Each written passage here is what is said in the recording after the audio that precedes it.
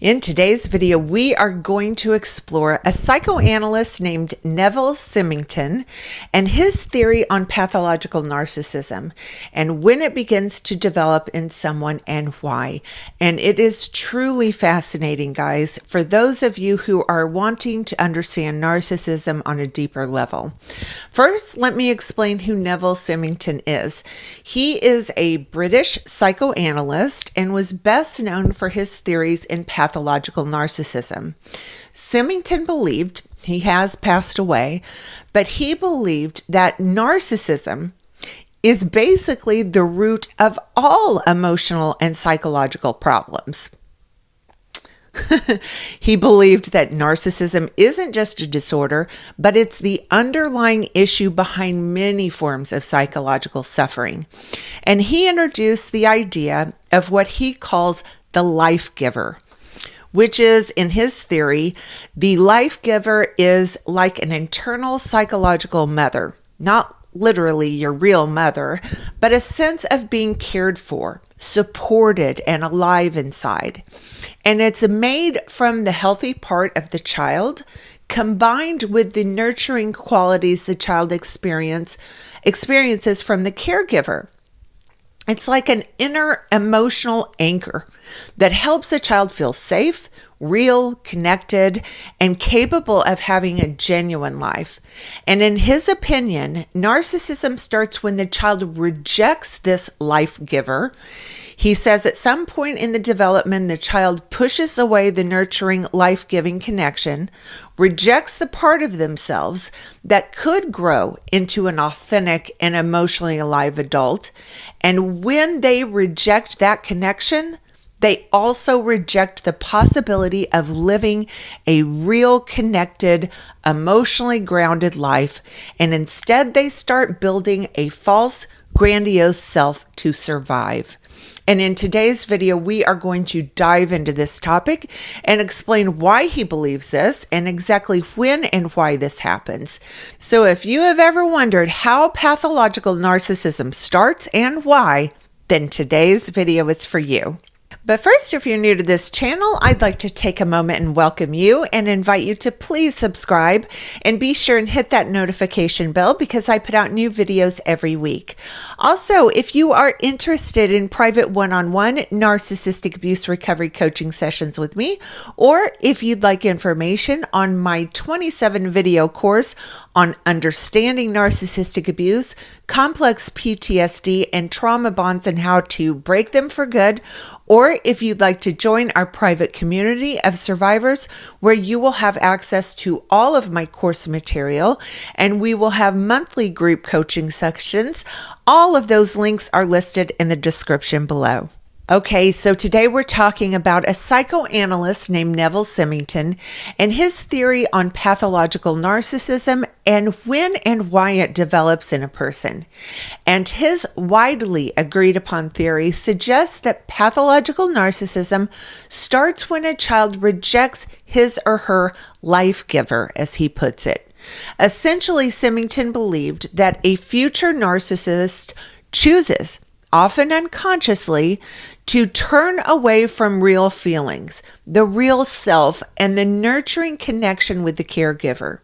He believed that pathological narcissism isn't just a personality style per se, but that it's a psychological solution, a strategic escape route a child chooses when emotional reality becomes too unbearable. However, deep down, Simington argued that narcissism begins when the child internalizes an idealized image of a narcissistic parent and fuses with that image. Not because they adore the parent, but because that internal structure feels safer than being themselves.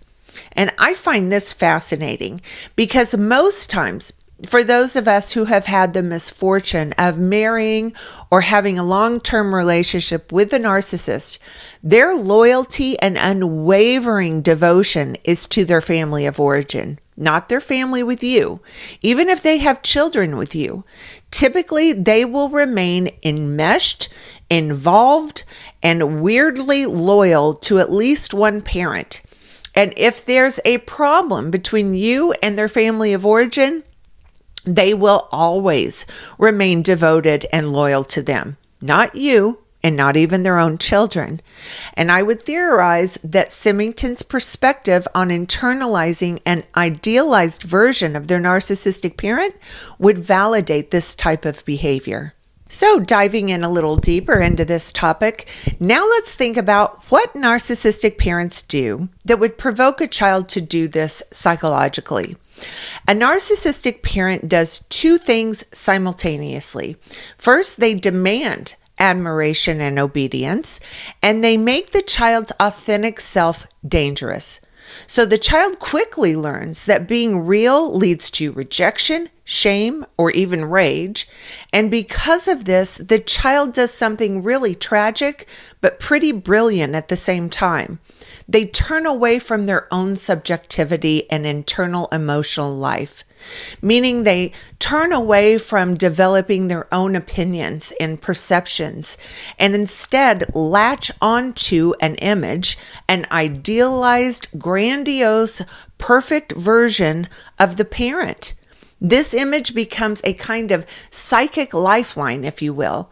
So in Simington's view, the child internalizes this idealized figure as a way to survive in a family system where the true self is unwelcome or unsafe. Furthermore, what happens over time is this idealized parental image doesn't stay separate. It actually fuses with the child's own budding sense of identity. It becomes a part of the child's self-structure. And this is the beginning of what Simington calls the narcissistic solution, which means that the child literally abandons their genuine self and lives through this powerful, inflated, unemotional internal figure. The child essentially says, if I can't be loved as myself, I will instead become the powerful one. I'll become the ideal. And because this ideal carries the emotional DNA of a narcissistic parent, the child's identity becomes rigid, defensive, and grandiose. And this is essentially the reason you hear me say over and over and over that pathological narcissists are living in a delusion. It's because they are. And the delusion is that this grandiose, perfect, idealized, blameless self is actually real. But it's not real. It's a delusion. And this is critical for all survivors to understand. This disorder developed very early in life and is so ingrained in their psychological makeup that pulling them out of the delusion, which would be a requirement for actual behavioral changes, is nearly or completely impossible. The chances that a full-grown adult pathological narcissist would be willing to acknowledge this reality, to admit they have been living in a delusion, is extraordinarily slim. I've never seen it happen, and in my opinion, it's a lost cause, unfortunately. Moving on, this critical moment is also when Simington says the child builds a moat around themselves. But the moat isn't built because of arrogance. It's built for protection. If your real emotions were punished, the last thing you're going to do is let people near your vulnerability again. So this internal structure keeps others out, but it also keeps the child trapped inside a life organized around managing and defending the false self. And from this point forward, they relate not as a person seeking connection, but as a person trying to maintain an inflated identity that never feels stable enough. Hence, the requirement that these people need tons of narcissistic supply in order to feel alive, stable, regulated, etc. It's also important to understand that as the false self becomes more and more entrenched, relationships start to feel threatening. Because think about it, authentic connection requires softness, openness, reciprocity, everything the child believes will lead to harm. So instead of relating with people, they relate through the false self, using people as mirrors, trophies, enemies, or sources of narcissistic supply. Simington describes this as turning away from relationships, but not because they don't want love, but because at some point they chose the illusion of invulnerability over the terror of being emotionally real.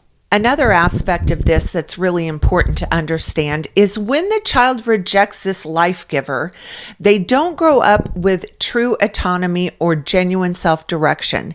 Instead, they end up controlled by something Simington calls the discordant source, which is an internal tyrant, if you will, or a harsh inner force that demands perfection, rejects vulnerability, punishes real emotions, forces the person to maintain the false self, and keeps them disconnected from others.